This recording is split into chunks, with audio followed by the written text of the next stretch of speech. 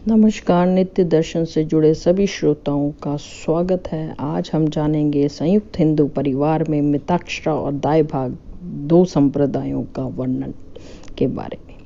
आइए जानते हैं इसके बारे में। संयुक्त हिंदू परिवार ऐसा परिवार जो ऐसे व्यवसाय को आरंभ करता है जो हिंदू लॉ के नियमों के अधीन किया जाता है। ये भारत में हिंदू परिवार द्वारा किया जाने वाला व्यवसाय है। इसमें दो तरह के संप्रदाय पाए जाते हैं। एक मिताक्षरा के नाम से जाना जाता है, दूसरा दाई भाग। तो मिताक्षरा क्या है? ऐसा संप्रदाय है जिसमें एक पुत्र को जन्म से अपनी पारिवारिक संपत्ति में अधिकार प्राप्त हो जाता है, अर्थात उसे अपने पिता की संपत्ति के साथ साथ अपने पूर्वज की जो संपत्ति, एंसेस्टर्स की जो संपत्ति है, उसमें स्वामित्व पैदा होने पर ही मिल जाता है। यह संप्रदाय भारत में वास्तव में बंगाल, असम और उड़ीसा के कुछ प्रांतों को छोड़कर सभी भारत में पूर्ण रूप से लागू होता है। तो याद रखिए, यहाँ पर बंगाल, असम और उड़ीसा को छोड़ दिया गया है और बाकी संपूर्ण भारत में ये संप्रदाय लागू होता है, जिसमें पुत्र को जन्म से ही अधिकार प्राप्त अपने पूर्वजों की संपत्ति में प्राप्त हो जाता है। तो ये मिताक्षरा संप्रदाय क्या है? शिशु को जन्म से ही पैतृक संपत्ति पर अधिकार प्राप्त होना।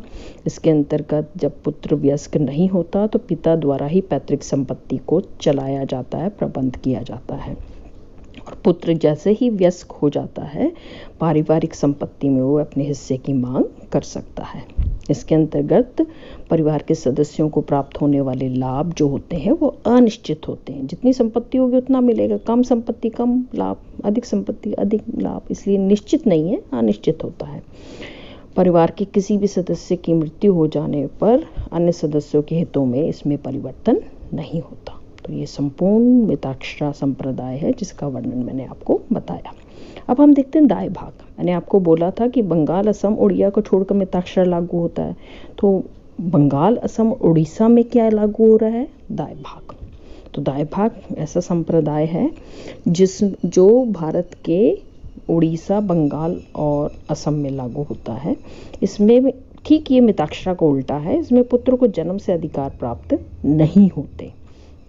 इसमें पिता के जीवन काल में पैतृक संपत्ति पर केवल पिता का ही अधिकार होता है। पुत्र को जन्म से ही पैतृक संपत्ति पर अधिकार प्राप्त नहीं होता। इसमें पुत्र को पिता की मृत्यु के पश्चात उसकी पारिवारिक संपत्ति पर अधिकार प्राप्त होता है। इसलिए अब इन दोनों संप्रदायों में हम अंतर कर सकते हैं। अंतर कैसे करेंगे? जैसे प्रचलन के आधार पर अगर हम अंतर करना चाहें तो मिताक्षरा जो है असम, उड़ीसा और बंगाल को छोड़कर संपूर्ण भारत में लागू है, जबकि दाई भाग केवल असम, बंगाल और उड़ीसा में प्रचलित है। पैतृक संपत्ति पर अधिकार के आधार पर यदि अंतर करना चाहेंगे तो मिताक्षरा जो है पुत्र के जन्म से ही पिता की संपत्ति में अधिकार दे देता है और पूर्वजों की संपत्ति में पुत्र को प्राप्त हो जाता है अधिकार, जबकि दाई भाग में पुत्र को जन्म से अपने पिता की या पूर्वजों की संपत्ति में अधिकार प्राप्त नहीं होता, पिता की मृत्यु के पश्चात प्राप्त होता है। सदस्यों का जो हित है मिताक्षरा में अनिश्चित होता है, कम ज़्यादा होता रहता है, जबकि दाई भाग में सदस्यों का हित जो है निश्चित होता है। हितों में परिवर्तन।